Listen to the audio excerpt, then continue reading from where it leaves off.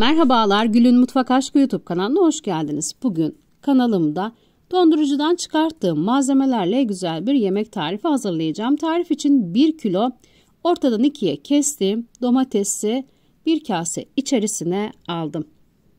Yine dondurucudan çıkarttığım bir tane doğranmış olan patlıcanı yemeğin içerisinde kullanacağım.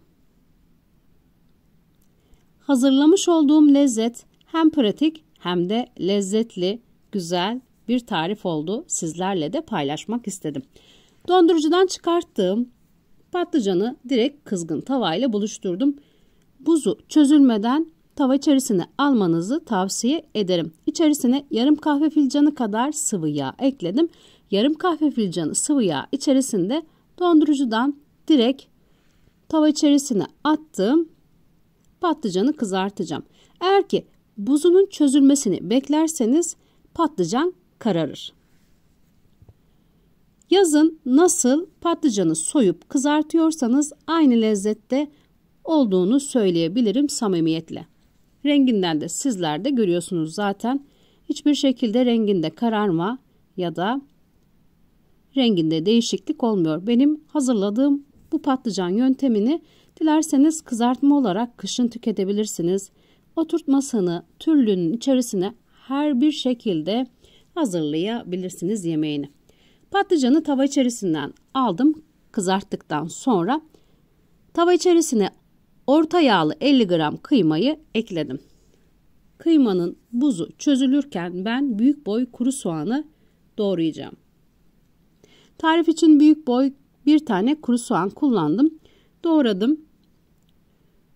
Kuru soğanı doğrarken biraz kıymanın buzu çözüldü ve kıymayı kavuracağım.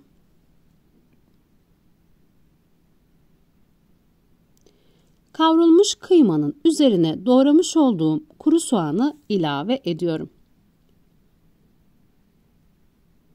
Şu an sebze fiyatları çok pahalı. Sizler de eğer ki yazdan dondurucuya sebzelerinizi attıysanız benim gibi pratik bir şekilde yemeğinizi kolaylıkla yapabilirsiniz. Yine dondurucudan çıkarttığım bir tane doğranmış kapya biberi tava içerisine aldım.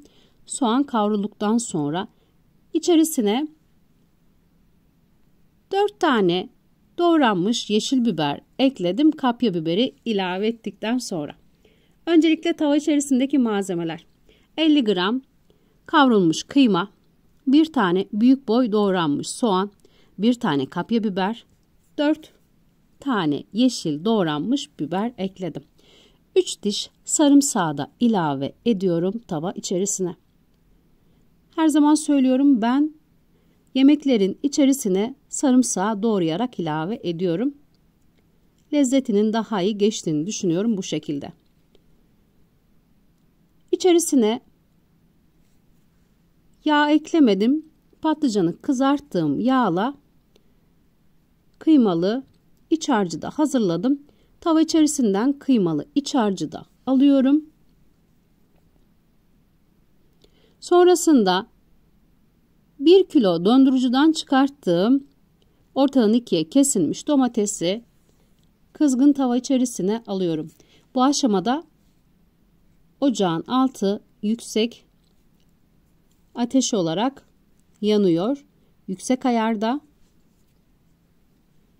Ocağın büyük gözünü kullandım. İçerisine 1 çay kaşığı kaya tuzu ekledim ve ocağın altı harlı bir şekilde yanarken kapağını kapattım tavanın.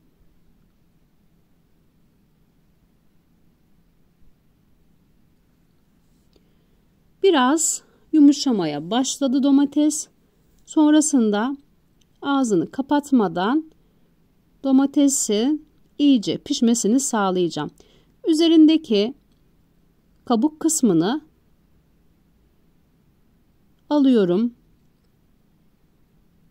Domates piştiği zaman gördüğünüz gibi kabuğu domatesten ayrılıyor. Domatesler iyice pişmeye başladılar. Ben ezerek pişirmeye devam ediyorum domatesi.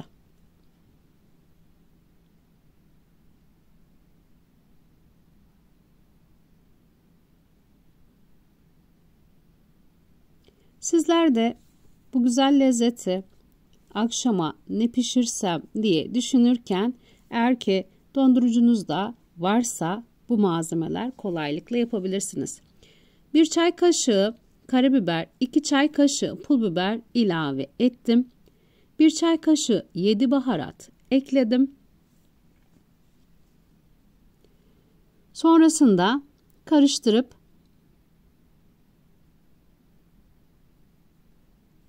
içerisine 1 çay kaşığı kuru nane ilave ediyorum.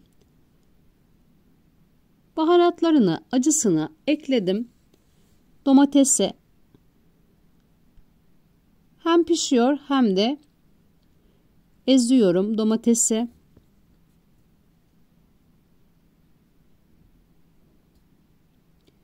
Domates iyice kıvama geldikten sonra kızarttığım bir tane patlıcanı ekliyorum.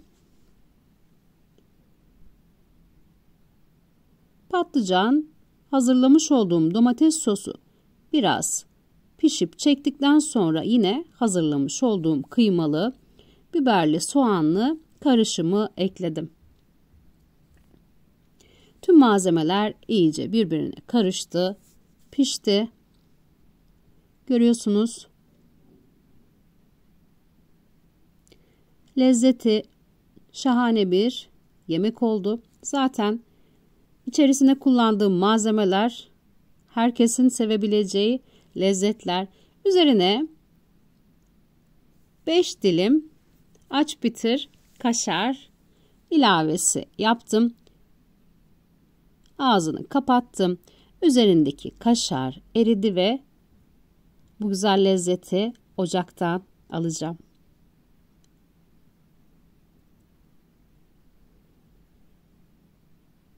Hazırladığım yemek servise hazır.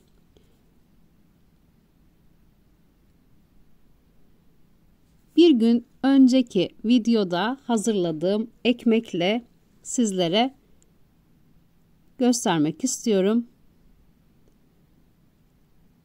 Hazırladığım yemeği videonun altına ekmeğin linkini de koyacağım nasıl hazırladığımı. Herkesin pratik bir şekilde hazırlayacağı bu güzel lezzeti isterseniz tavayı önünüze çekip ekmek bandırarak yiyebilirsiniz.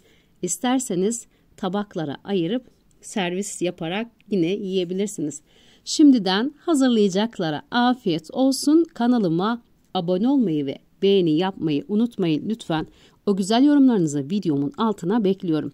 Sizlerin görüşleri benim için çok değerli. Tarifin malzemelerini neyi ne miktarda kullandığımı listeli bir şekilde açıklama kısmında belirteceğim. Oradan bakabilirsiniz. Bir tarifin daha sonuna geldim. Başka bir tarifte görüşmek üzere. Herkese sevgiler sunuyorum.